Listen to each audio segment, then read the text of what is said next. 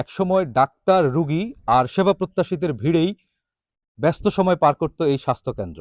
বর্তমানে এটি তালাবদ্ধ আর এটি পরিণত হয়েছে জঙ্গলে।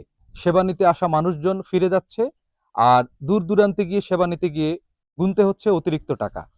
এলাকাবাসী তারা বলছেন দীর্ঘদিন ধরে এটি বন্ধ থাকায় তারা নানান অসুবিধার ভেতরে পড়েছেন। চিকিৎসা সেবা না পাওয়ার কারণে, ওষুধ সেবা না পাওয়ার কারণে মানুষের অনেক টাকার ক্ষতি হচ্ছে এবং দূর দূরান্তে গিয়ে চিকিৎসা নিচ্ছেন, এতে করে গরিব মানুষরা ঋণগ্রস্ত হচ্ছেন।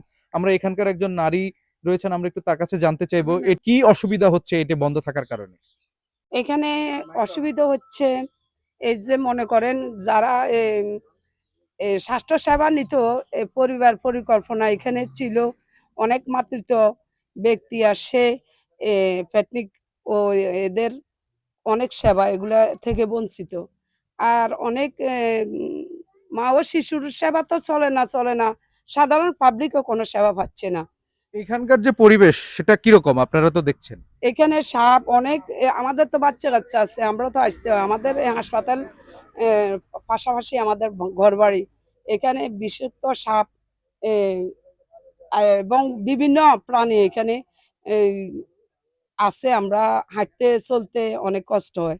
তো আপনাদের কাছে বলতেছি, বিনয় বিনয় করে বলতেছি যে আমাদের এমপি মহোদয়ের কাছে বলবেন, বা এটা যেহেতু আপনারা সাক্ষাতে দিবেন, সবাই শুনবে।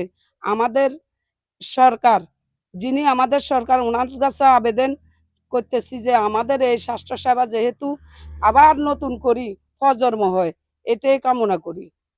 আচ্ছা, আমরা এখানকার যিনি এই জমিদাতা যিনি আছেন, আমরা একটু তার সাথে কথা বলবো।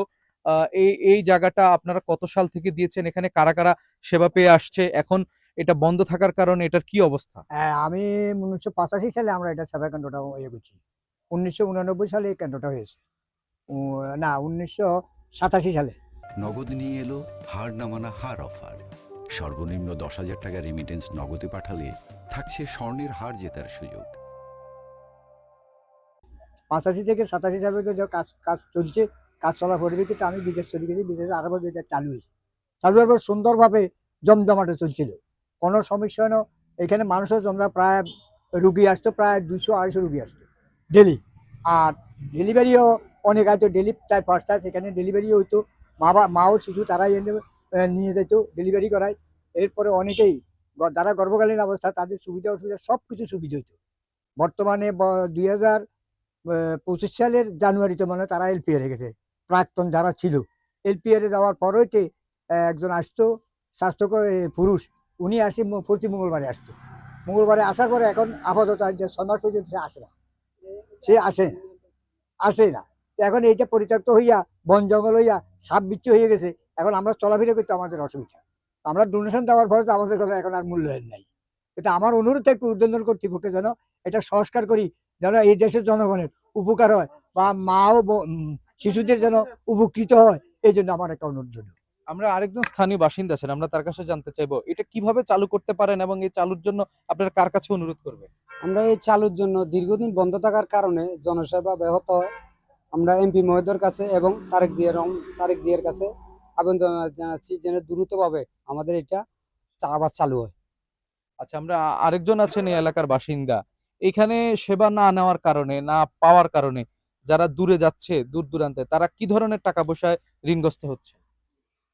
এলাকার গরিব দুঃখী যারা মানে যারা মধ্যবিত্ত পরিবারের যারা নিম্ন আয়ের, ওদের মানে জীবন চলার মানে সমস্যা হচ্ছে। ওনারা মনে করেন ডেলিভারির নর্মাল ডেলিভারি যে সকল প্রাইভেট ক্লিনিকগুলা, ওইখানে গেলে ওদের মনে করেন সর্বনিম্ন 20,000-25,000 টাকা লাগে।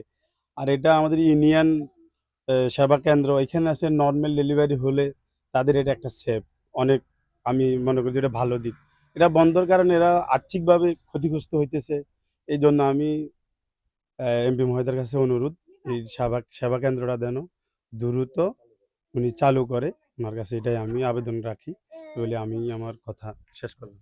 যেমনটা শুনলাম, সবারই একই দাবি, এটি যেন খুব দ্রুত চালু করা হোক। যিনি স্থানীয় সংসদ সদস্য রয়েছেন জয়নাল আবদিন ফারুক, তিনি যেন এ বিষয়ে দ্রুত উদ্যোগ গ্রহণ করেন।